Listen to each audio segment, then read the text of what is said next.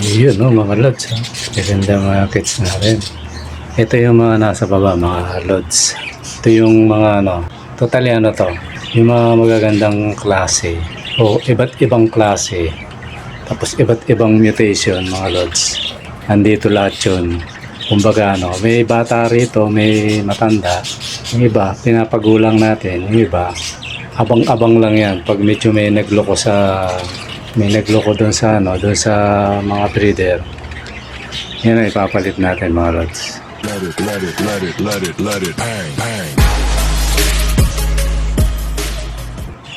Magandang araw, mga lods.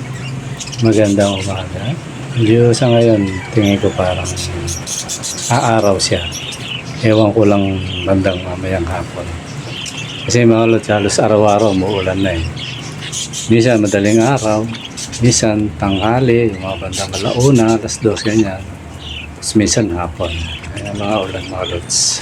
Ayan mga lods, mga alaga natin. Totally, yung nga sabi ko na meron na tayong hinalo dyan ng mga bata.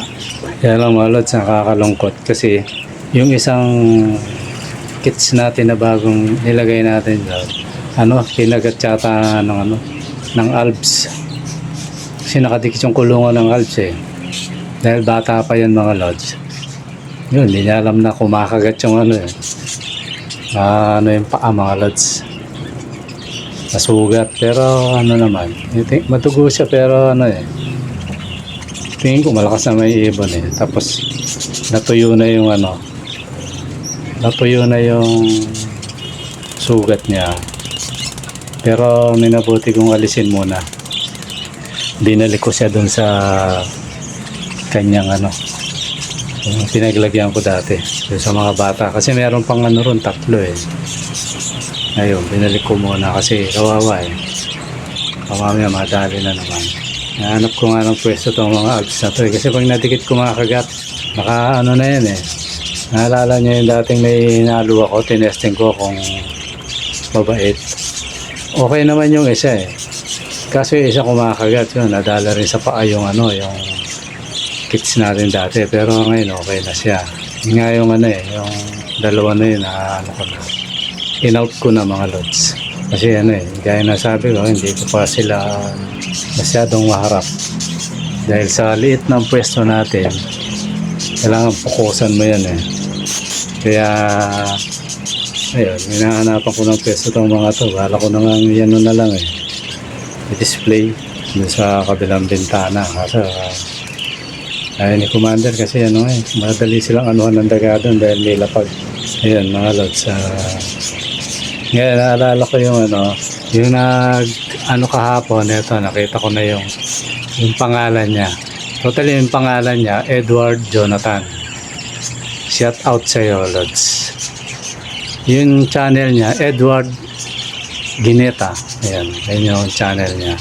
Yung sa diba, pag nagko-comment, tumalabas yun eh.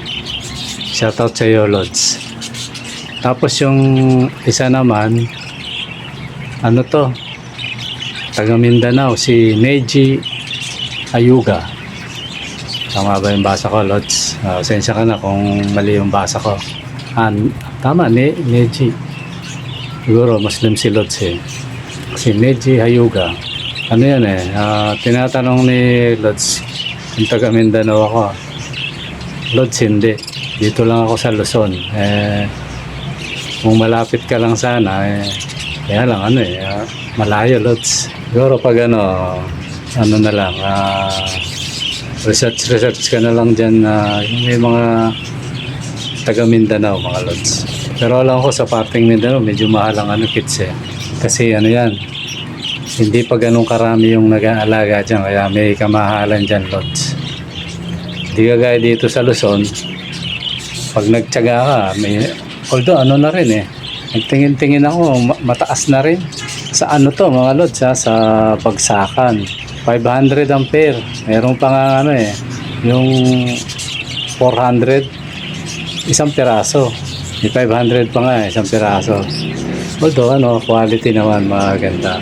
Tapos meron din namang yung normal, 350, 400. Paris na yun. Pa yun mga Lods? Kumbaga, bagsakan yun. Sa atin, alagang-alaga eh.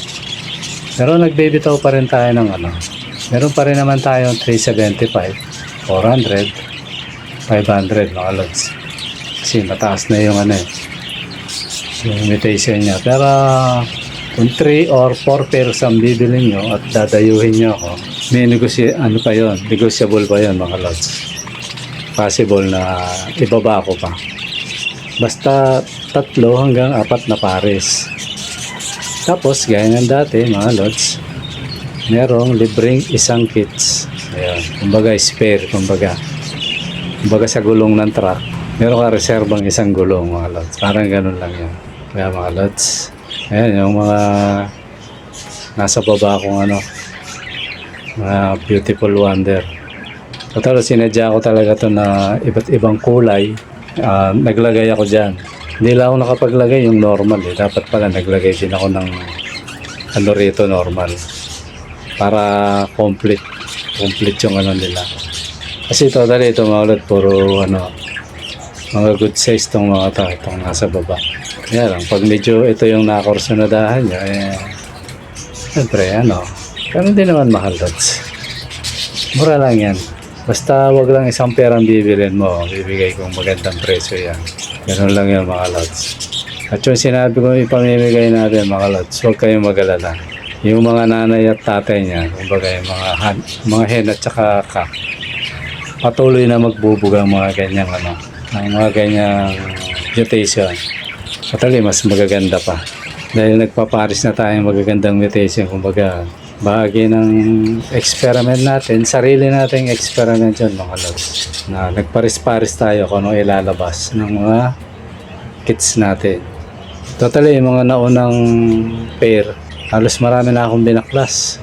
Halos karamihan, bago na yun mga lods, yung mga natin breeder. Kasi yun, nakakatuwa, sana buhayin niya yung Lutino. Pinarisan ko ng na Crimino na red eye. Yan. Tawag ko lang doon Crimino. Ayoko siyang tawagin Ino kasi alanganin yung kulay eh. Hindi siya puti, hindi siya dilaw na dilaw. Kaya tawag ko lang doon Crimino red eye. Yan. Tapos ang pinaris ko yung kak na Lutino. Yan. Solid na Lutino talaga. Ayun mga lods, sa mga nag-iibig na mag-avail ng ng parang apartment. Sino gustong ng mga kits natin, naman yun, madali naman akong kontakin niya, kagaya ng mga binanggit ko na yun eh. Kaya pala hindi ko siya makita, nandun siya sa Messenger, rumekta siya doon. Yun, ganun ang lods pag may tanong. Mag-comment kayo dyan, sabay punta sa Messenger. Madali lang naman akong kasi makikita ko yun eh.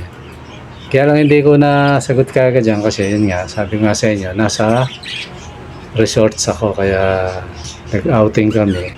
Totally, binabasa ko na yun eh, kaso tinawag nga ako, yun, nawala. Kaya yan, buti man, na-shoutout ko na siya. Ganun lang yan mga lods, yung Edward Gineta or Edward Jonathan. Lang yun, normal yun yung nagbabasa ng pugad.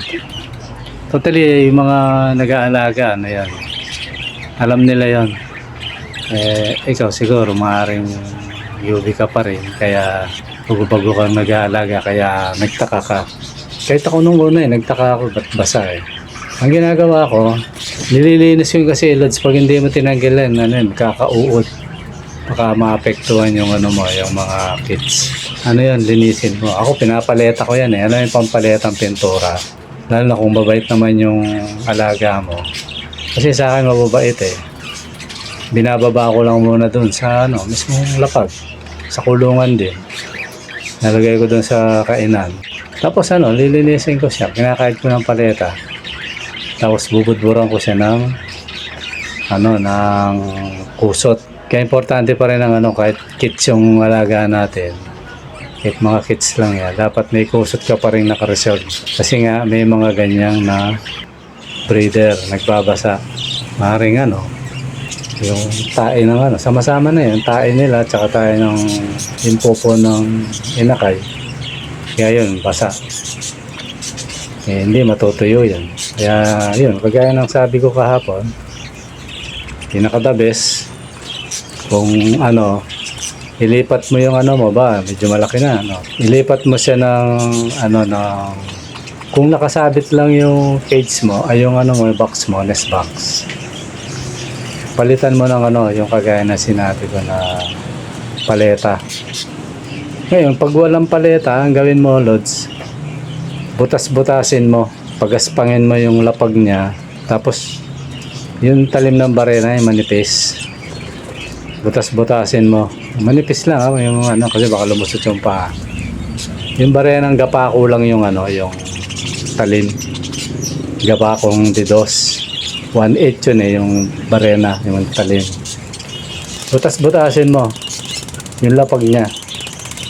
Siguro mga pagitan, mga 2 pulgada, yan. O kahit 1 pulgada, yan. Butas-butasin mo. Tapos pati gilid. Sa gilid, kahit medyo malaki, kasi ano naman yan eh, para makapasok yung hangin. Kasi yung ano yan eh, hindi nakakapasok ang hangin. Tapos, maaaring makinis yung ano mo, yung lapag, kaya hindi natutuyo. Ngayon, pag halimbawa, ganun talaga, ano yan, Lord, tsagain mo lang. Pag nakita mong ganun, tanggalin mo, tapos palitan mo ng kusot, yung pinakapopo. Ganun lang. Kasi sa akin, meron ganyan, dalawa eh. Dalawang ko breeder, ganyan sila. Nagagawa ko, tiyatsaga ko lang. Tatsagain ko. Pero ngayon, nagpalit ako ng ano. Yung isa, napalitan ko na. Kasi yung nest box nila, di nagbabasa, ano. Sinubukan ko yung cage na yon. Nung pinagpahinga ko, pinagamit ko doon sa iba. Hindi naman nagbabasa. Kaya nasa ano yan, nasa breeder yun mga lods. May ganun talaga. Pero solusyonan pa rin natin, kagaya ng sinabi ko. Malay mo, mga ganun. Kasi ako ganun ginawa ko. Kaya paleta ginamit ko, tapos may siwang-siwang yun. Hindi naman lulusot yung ano. Ibig sabihin, dikit-dikit pa rin yun, pero hindi lulusot yung paanong ano natin, inakay. Ibig sabihin, pag kasi siwang-siwang yan, so nahanginan, expose yung ano, matutuyo yan. Ganun yan mga lods. Okay mga lods, hanggang dito muna. Comment kayo pag ano, ba may ano kayo, may gusto kayong itapik. Basta patungkol sa kits, itatapik natin yan. Ganun lang yan mga lods. Comment nyo lang dyan sa comment section. Okay mga lods, kung nanonood ka rito, sana mag-subscribe ka na at mag-comment and click notification and share mga lods. Okay, maraming salamat sa panonood. Bye-bye!